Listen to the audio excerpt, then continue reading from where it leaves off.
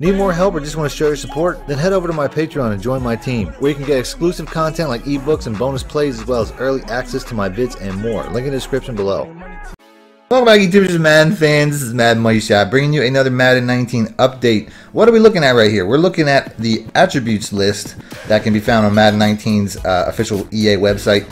And there's some new attributes in the game this year. These attributes I'm going to show you are definitely aimed at taking away certain money plays that plague the game, and I'm going to explain that to you. Like I said, it's not necessarily the end of the world, but they're definitely going to change the way that we play this game. So we're just going to scoot on down to the bottom of this list because the new attributes are all listed at the bottom. You can see them right here. They start with pass blocking adjustments. They have something called run blocking power and run blocking finesse. They also have pass blocking power and pass blocking finesse. Basically what that means is if you're going against somebody with a higher power move than your power blocking, you're going to get beat. If you go against somebody with a higher finesse pass rushing move and you have a lower pass rushing finesse, that's going to make your lineman get beat. I think they've had stuff like that in the past. They used to call it footwork and stuff like that, but now they're just being a little bit more obvious. But I'm not calling that one in the same category as some of these where I think they're going to change the way we play this game. Like, you know, the next one I'm going to talk about, lead blocker rating. This one here is going to be huge. Now, when you think of lead blocker rating, you probably think fullbacks are going to be high. Pulling linemen, like pulling guards, pulling tackles, even sometimes pulling centers for screens and whatnot, those will probably have high lead blocker ratings. But what will not have high lead blocker ratings? Receivers. That's right. This rating, I feel like it was put in to cut out those glitchy toss plays and stuff like that where receivers kind of block like linemen and you get these huge outside runs. I feel like they put that in so that, you know, next year you're going to see receivers having low lead blocker ratings, and when they get on the edge and they're supposed to get in front of the running back, they're just going to be like brainless and just run into nothing, and they won't get the blocks. So I expect that to happen. Be on the lookout for that. Next up, we have the break sack rating. I really like this addition, but it gets me a little bit worried. You're going to see a lot of BS like this. Where did he go? Amazing. We all know those Madden BS plays. That might become like the new norm with the break sack rating with guys like Cam Newton and whatnot. But hey, you know what? It's probably realistic. I just hope it doesn't get out of control.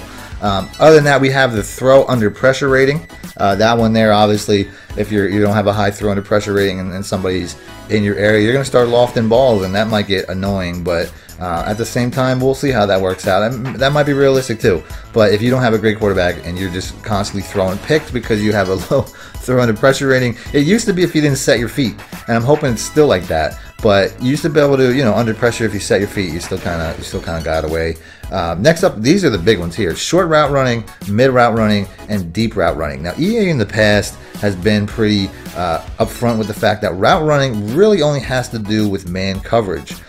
But now that they're adding these 3 different levels of route running, it got me thinking that the zone coverages are basically mixtures in Madden these days anyway, where they kind of become man in certain situations and we aren't even aware of it most of the time. But basically, the way the EA zones are set up is that if there's only one receiver on a side, a lot of times a cover 3 corner will turn to a man corner, or you know, there's a lot of individual position players that will turn into man coverage guys based off of what they're seeing in front of them, and EA just doesn't really tell us that. So these route running man, you know, even if they are just specifically towards man, are coming in play a lot more often than we realize, even if we run zone the entire game. So it got me thinking that this one in particular, deep route running, is probably going to be the difference between these one-play touchdowns that we see online that I use quite a bit myself personally. If you got a receiver that doesn't have a deep route run that's good enough to get it done, I mean, it's not just speed anymore, then maybe they won't get past that cover 3 safety or that cover 4 corner the way that they used to, because their route running, or at least their deep route running, isn't high enough. So that's pretty much it. I'm going to end the video there. That's all the new attributes and what they are aimed at doing, in my opinion. That's pretty much EA's challenge at the end of every, you know, Madden, into the new Madden, is to get rid of the plays that annoy everybody, and I think this is how they're going to do it. So that's it. If you guys want to see more videos like this, do me a favor, hit the like button and I'll do that. Other than that, thanks for watching. MADDENMONEYSHOT out.